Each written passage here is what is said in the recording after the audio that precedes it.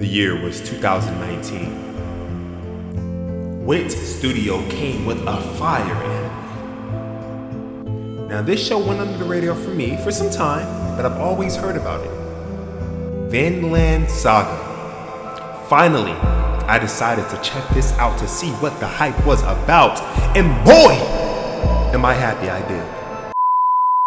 Now, this is an extremely complicated show that deals with revenge, religion, power. It was Game of Thrones before season 8. Season 1 of Vinland Saga skyrocketed its way into my top tier list for new anime. Top 5, and it's not 5.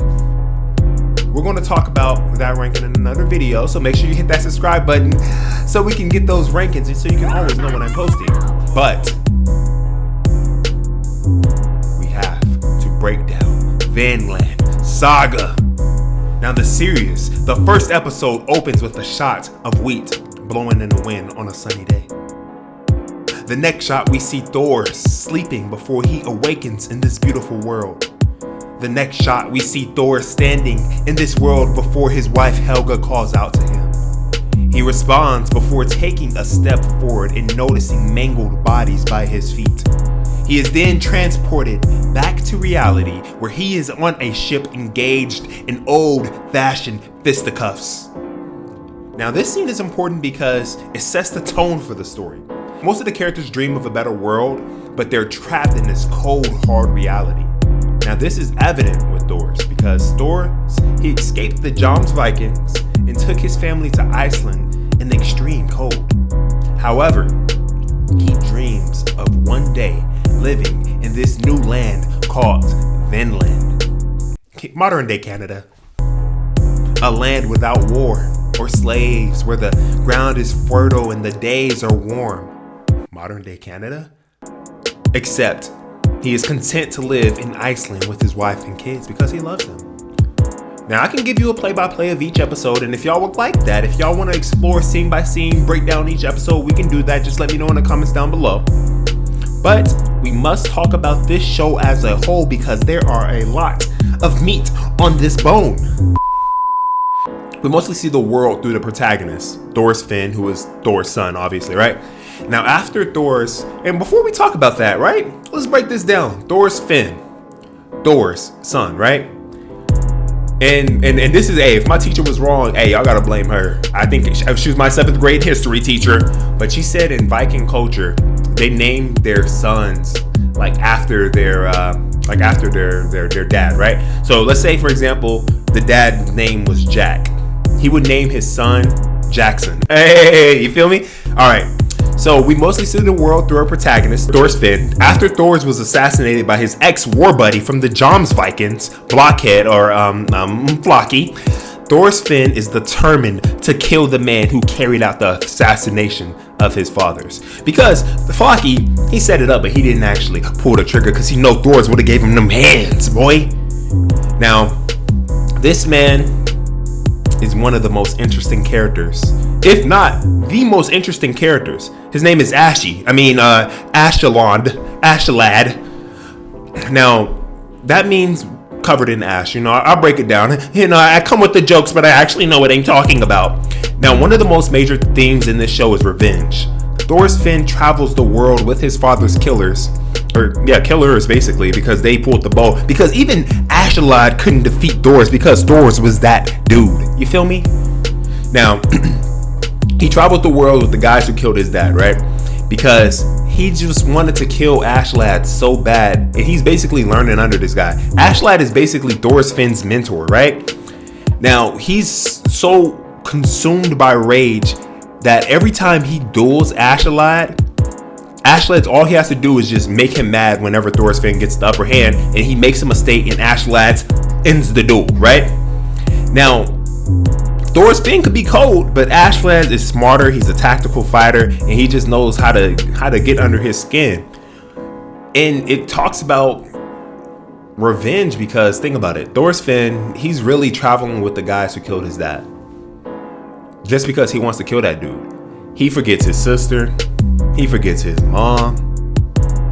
He forgets his dad's friend, whose the only mission was to bring Thorfinn home to his family. He forgets everything else on this world because he just wants to kill the guy who killed his father. I think he wasted 10, 11, 12 years trying to travel around the world trying to kill the guy who killed his father.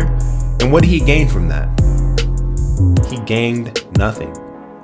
All he had at the end, and spoiler alert, blah blah blah blah blah, we said we're breaking down the whole show, so you should know that all he had at the end was just Ashalad's body, and he didn't even kill him. The prince killed him, or the new king. He killed him. And then when the question that they asked him is, when Ashalad is dead, what's next for you? Because you spent your whole life consumed about revenge, about killing this guy who killed your dad.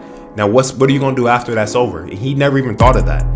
Thorfinn was this happy kid who just loved life and who just loved to explore and wanted to be a Viking, wanted to cross the ocean. He did all that, and he didn't even appreciate it because he was so consumed by rage. He was consumed by revenge, and he got nowhere with that. This show also talks about religion. Now, the prince, and I need to know this off the top of my head, but I can't. Let's look it up, man. Canute is the prince, and now the king of the Vikings. Wait, am I wrong? Am I wrong? Am I wrong? Am I wrong? Am I wrong? Am I wrong? Yeah, Canute, boy. And nobody respected my boy Canute because Canute, first of all, and I'm not saying nothing by it, but I'm just saying, like, they thought that he looked like a woman. They thought he had feminine traits, right? And because they viewed him as weak, because what we got to understand is there are other religions out there, right? The Vikings had their own religions, and Canute, he was a Christian, right? So they see him praying and being peaceful, and they view that as just him being weak. And at one point, even Canute viewed that way because he realized that he see this cold world in his mind. And I'm not saying nothing about it. I'm actually a Christian, but in his mind, he was like, if this is the world and if this is allowed to happen, then I'm gonna do things myself. Like, I can't depend on. He's saying that he can't depend on faith. That's what he's saying.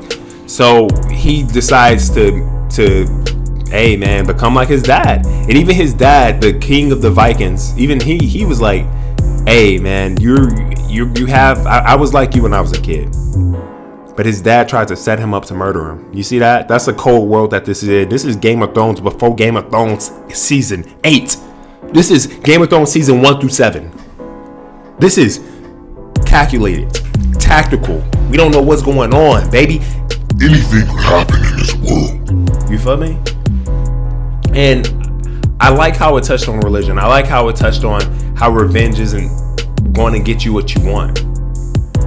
I like how it touched on power. Right? We see the power dynamics between Canute and his dad. We also get to see the power dynamics between the Joms Vikings. Like, we get to see all these things happen. And Ashalad, because Ashalad wants to also get revenge for what for his mom, because his mom was really from Scotland. You know, but he had to throw them hands and get ready because he wanted to be the chosen one. And even though he said he didn't believe in it, at some point, I think he still did. All characters aren't reliable. Let me just tell you that, especially not Ashalad. He was conniving. But I would give season 1 of Vinland Saga a 9 out of 10. Strong 9 out of 10. Strong 9 out of 10. I loved it. It was beautiful. You don't really see any characters with like these supernatural abilities, unless you want to call Thor supernatural abilities, because he's super strong. But I mean, you just see these guys going at it in this cold, hard world, and I loved it, man. I loved it, man. But that's what I have today, man. I don't really post as much as I used to. I need to get back on it. But for you guys who are watching these videos, thank you so much. I do love the support, man, and I see it, man. I see like the little. I know it's not top. You know, I ain't no RDC World. I ain't no Berleezy. But I'm trying to build something, man, and I appreciate you guys for supporting it. If you can, like, share, comment. I really appreciate it, man. Thank you so much for watching. I'll talk to y'all in the next video. Peace out.